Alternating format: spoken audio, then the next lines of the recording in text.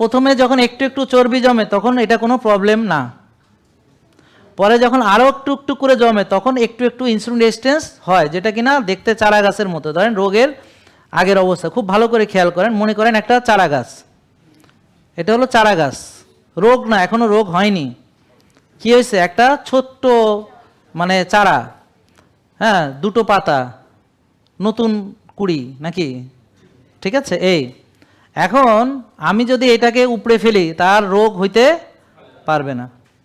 মানে আমার ধরেন একটু ওভারলোড হয়েছে, আমি রোজা রেখা ব্যায়াম করে কোষ খালি করে ফেলাইছি, আমার আর কি ডায়াবেটিস হওয়ার কোনো সুযোগ নাই। এটা বুঝছেন? এটা বুঝছেন? তার মানে প্রথমে হলো কোষ ভালো, তারপরে একটু ইনসুলিন রেজিস্ট্যান্স, এরপরে আরও ইনসুলিন রেজিস্ট্যান্স আরও বেশি, এবং পরে প্রি ডায়াবেটিস, তারপর ডায়াবেটিস।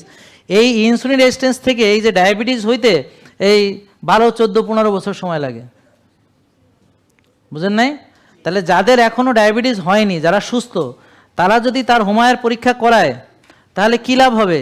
সে ডায়াবেটিস হওয়ার আগেই সে জানবে যে তার ভিতরে ডায়াবেটিস তৈরি হচ্ছে, সে জাস্ট এটাকে উপড়ে ফেলবে, ভ্রূণ হত্যা করে ফেলবে, রোগ আর হইতে পারবে না। কিন্তু যদি সে সেটা না করে যদি রোগকে বড় বানায়, কিভাবে?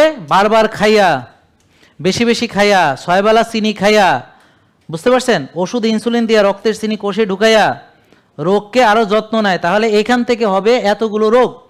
এবং এগুলোর আবার শাখা প্রশাখা আছে, যেমন এখান থেকে হবে ডায়াবেটিস, ডায়াবেটিস থেকে হবে diabetes retinopathy, diabetes neuropathy, diabetes nephropathy, মানে ডায়াবেটিসের কারণে চোখ নষ্ট হবে, লিভার নষ্ট হবে, কিডনি নষ্ট হবে, নার্ভ নষ্ট হবে, ব্রেন নষ্ট হবে।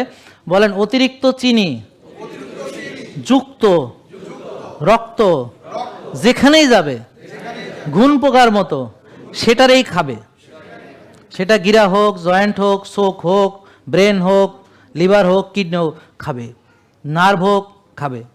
বুঝতে পারছেন? তো আঙ্গুল কাটা যাবে এক সময়। তো যাদের ডায়াবেটিস ছিল অনেকের আঙ্গুল কাটা গেছে না। জেকে লাইফস্টাইল লিমিটেড, ওষুধ মুক্ত সুস্থ জীবন।